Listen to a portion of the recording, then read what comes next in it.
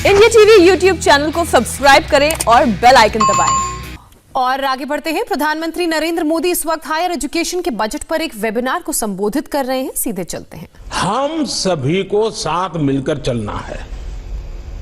साथियों, आत्मनिर्भर भारत के निर्माण के लिए देश के युवाओं में और अब इसके इम्प्लीमेंटेशन के लिए हम सभी को साथ मिलकर चलना है। साथियों, आत्मनिर्भर भारत के निर्माण के लिए देश के युवाओं में आत्मविश्वास उतना ही जरूरी है। आत्मविश्वास तभी आता है जब युवा को अपनी एजुकेशन, अपनी नॉलेज, अपनी स्किल पर पूरा भरोसा हो, विश्वास हो। आत्मविश्वास तभी आता है जब उसको एहसास होता है कि उसकी पढ़ाई उसे अपना काम करने का अवसर दे रही है और जरूरी स्किल भी दे रही है। नई राष्ट्रीय शिक्षा नीति इसी सोच के साथ बनाई गई है। प्री नर्सरी से पीएचडी तक राष्ट्रीय शिक्षा नीति के हर प्रावधान को जल्द से जल्द जमीन पर उतारने के लिए अब हमें तेजी से काम करना है। कोरोना की वजह से अगर रफ्तार कुछ धीमी भी पड़ी थी, तो अब उसके प्रभाव से निकलकर हमें जरा गति बढ़ानी भी जरूरी है और आगे बढ़ना भी जरूरी है। इस वर्ष का बजट भी इस दिशा में बहुत मददगार सिद्ध होगा। इस वर्ष के बजट में हेल्थ के बाद जो दूसरा सबसे बड़ा फोकस है वो एजुकेशन, स्किल, रिसर्च और इनोवेशन पर ही है। देश के यूनिवर्सिटी, कॉलेज और R&D इंस्टीट्यूशंस को में बेहतर सिनर्जी आज हमारे देश के सबसे बड़ी जरूरत बन गई है। इसी को ध्यान में रखते हुए ग्लू ग्रांट का प्रावधान किया गया है, जिसके तहत अभी 9 शहरों में इसके लिए जरूरी मैकेनिज्म तैयार किए जा सके। साथियों, अप्रेंटिसशिप पर, स्किल डेवलपमेंट और अपग्रेडेशन पर इस बजट में जो बल दिया गया है वो भी अभूतपूर्व है। इस बजट में इनको लेकर जितने भी प्रावधान किए गए हैं, हायर एजुकेशन को लेकर देश की अप्रोच में एक बहुत बड़ा शिफ्ट आने वाला है।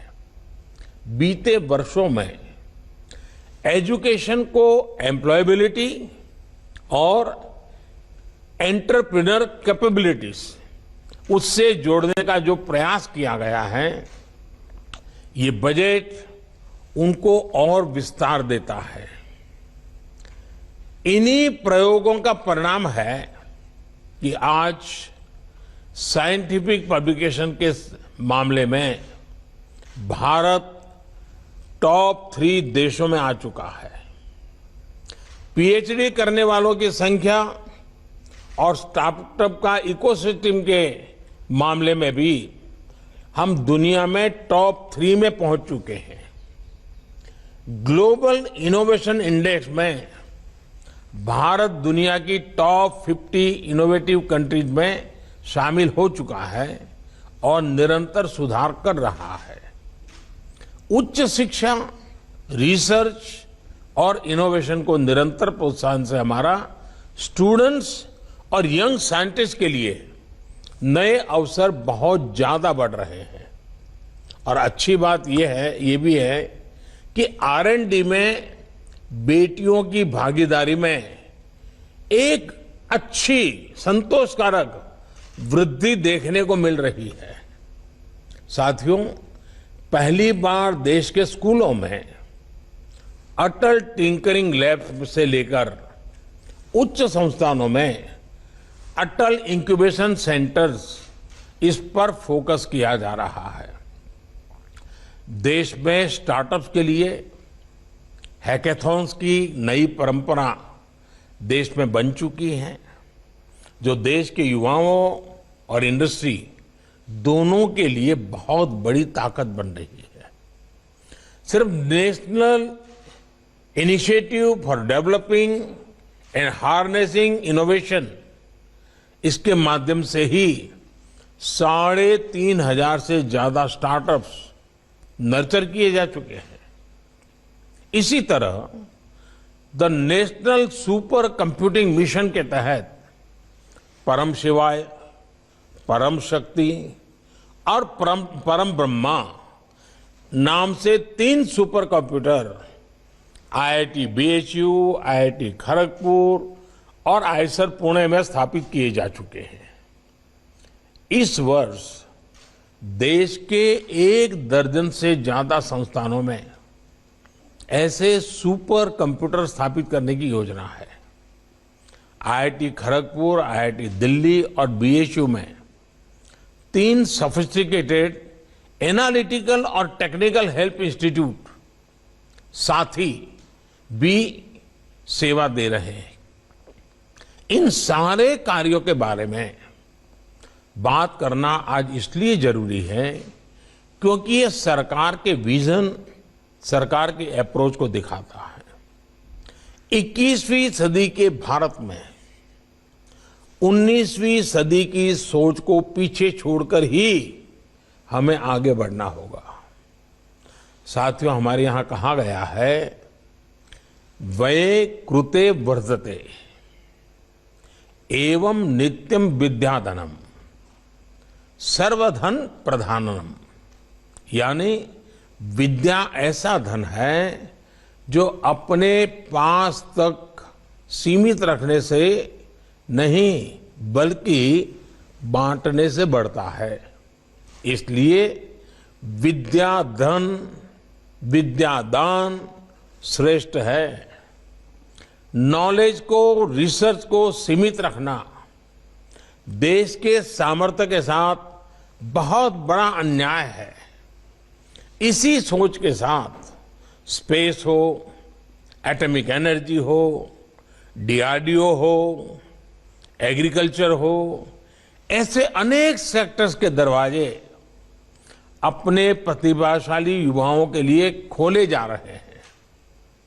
हाल में 2 और बड़े कदम उठाए गए हैं जिससे इनोवेशन, रिसर्च और डेवलपमेंट के पूरे इकोसिस्टम को बहुत लाभ होगा।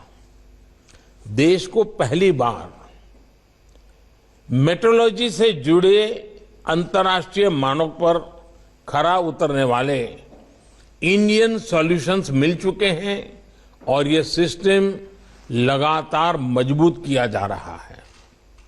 इससे R&D और हमारे प्रोडक्ट्स की ग्लोबल कॉम्पिटेंसी में बहुत सुधार आएगा। इसके अलावा हाल में जियो स्पेशियल डेटा को लेकर भी बहुत बड़ा रिफॉर्म किया गया है। अब स्पेस डेटा और इससे आधारित स्पेस टेक्नोलॉजी को देश के युवाओं के लिए, देश के युवा एंटरप्रेन्योर्स के लिए, स्टार्टअप्स के लिए खोल दिया गया है। मेरा आप सभी साथियों से आग्रह है कि इन रिफॉर्म्स का ज्यादा से ज्यादा उपयोग करें, ज्यादा से ज्यादा लाभ उठाएं। साथियों, इस वर्ष के बजट में इंस्टीट्यूशनल मेकिंग और एक्सेस पर और जोर दिया गया है। देश में पहली बार नेशनल रिसर्च फाउंडेशन का निर्माण किया जा रहा है। इसके लिए 50,000 करोड़ रुपए का प्रावधान किया गया है। इससे रिसर्च से जुड़े संस्थानों के गवर्नेंस स्ट्रक्चर से लेकर R&D, एकेडेमिया और इंडस्ट्री की लिंकेज को बल मिलेगा। बायोटेक्नोलॉजी से जुड़ी रिसर्च के लिए बजट में 100% से ज्यादा की वृद्धि सरकार की प्राथमिकताओं को दर्शाती है। साथियों, भारत के फार्मा और वैक्सीन से जुड़े रिसर्चर्स ने भारत को सुरक्षा और सम्मान दोनों दिलाया है। अपने इस सामर्थ्य को और सशक्त करने के लिए सरकार पहले ही 7 national institute of pharmaceutical education research को राष्ट्रीय महत्व के संस्थान घोषित कर चुकी है। इस सेक्टर में R&D को लेकर प्राइवेट सेक्टर की हमारी इंडस्ट्री की भूमिका बहुत प्रशंसनीय है। मुझे विश्वास है कि इस भूमिका का आने वाले समय में ज्यादा से ज्यादा विस्तार होगा। नमस्ते, मैं हूं मीनाक्षी जोशी। वीडियो और खबरों से अपडेट रहने के लिए India TV YouTube channel subscribe करें, बेल आइकन दबाना ना भूलें। जुड़े रहें इंडिया टीवी के साथ।